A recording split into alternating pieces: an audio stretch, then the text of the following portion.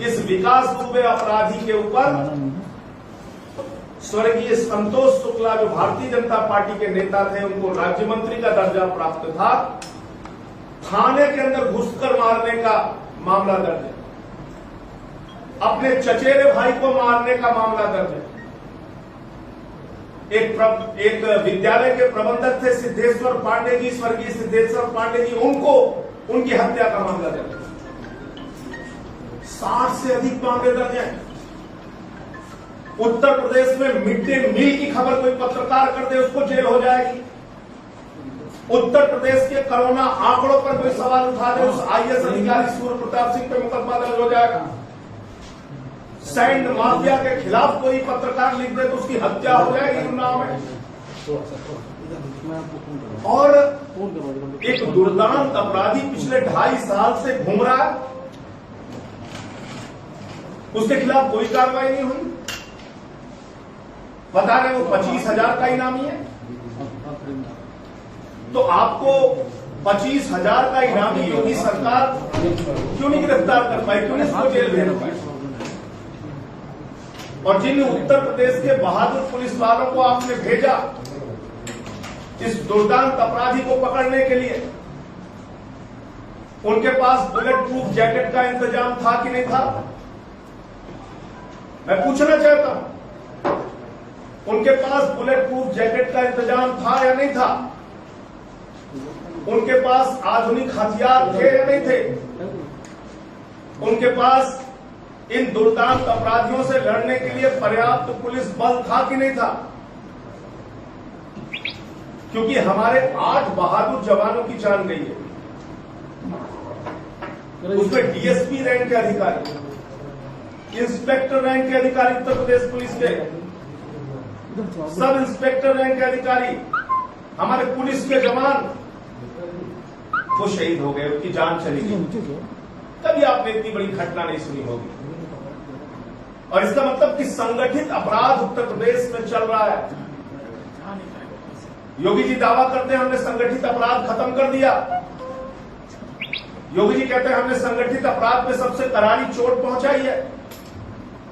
उत्तर प्रदेश के कई जिलों में संगठित अपराध चल रहे हैं और समानांतर सरकार चल रही है इन अपराधियों की।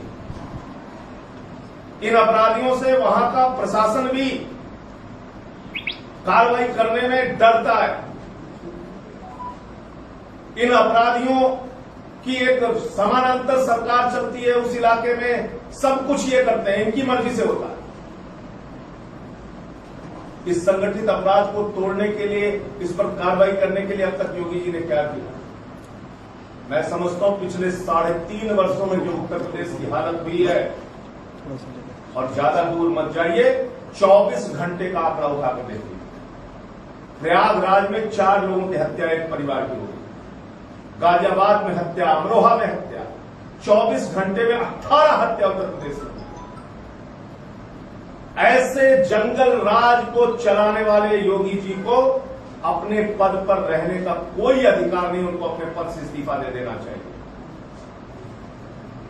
और पिछले 20-25 वर्षों में जो उत्तर प्रदेश के साथ हुआ है अपराध के मामले में, जो भी मुख्यमंत्री बनता है वो गृह मंत्रालय लेके बैठ जाता है।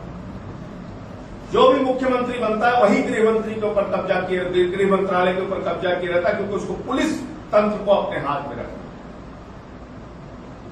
उससे अपराधियों को राजनीतिक संरक्षण भी मिलता रहा है, हम जानते हैं, छुपी बातें नहीं।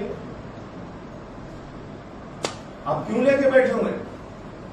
महाराष्ट्र ने एक प्रयोग किया कि वहां गृह मंत्रालय अलग किसी मंत्री के पास होता है। एक मंत्री देख पाता है कम से कम अपराध को कि कैसे उसको नियंत्रित करना है।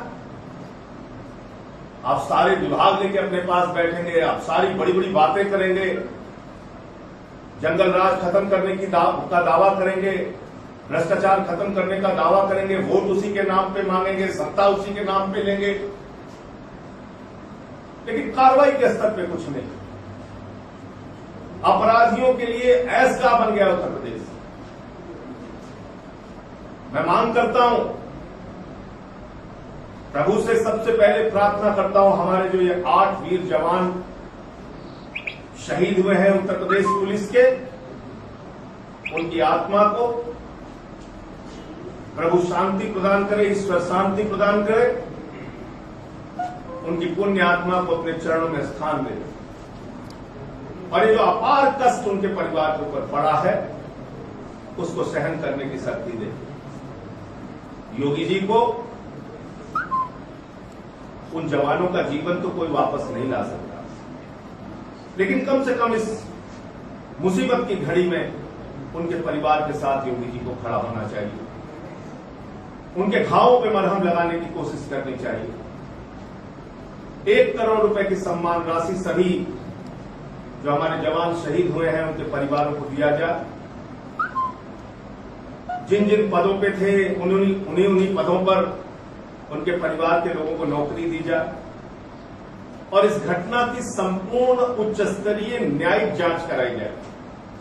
हाई कोर्ट के सिटिंग जज से न्यायिक जांच कराई जाए, किन परिस्थितियों में ये हमारे 8 जवान शहीद हुए हैं,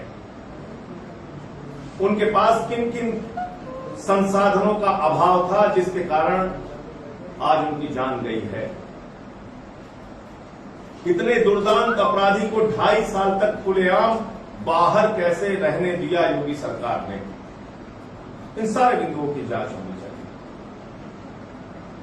कल पूरे उत्तर प्रदेश में इस मामले को लेकर आम आदमी पार्टी की प्रत्येक जिला इकाई प्रदर्शन करेगी, आंदोलन करेगी, और इन जवानों के लिए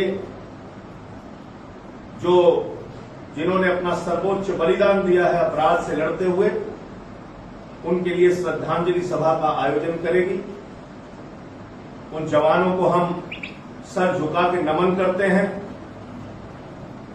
उनकी आत्मा की शांति के लिए प्रभु से प्रार्थना करते हैं।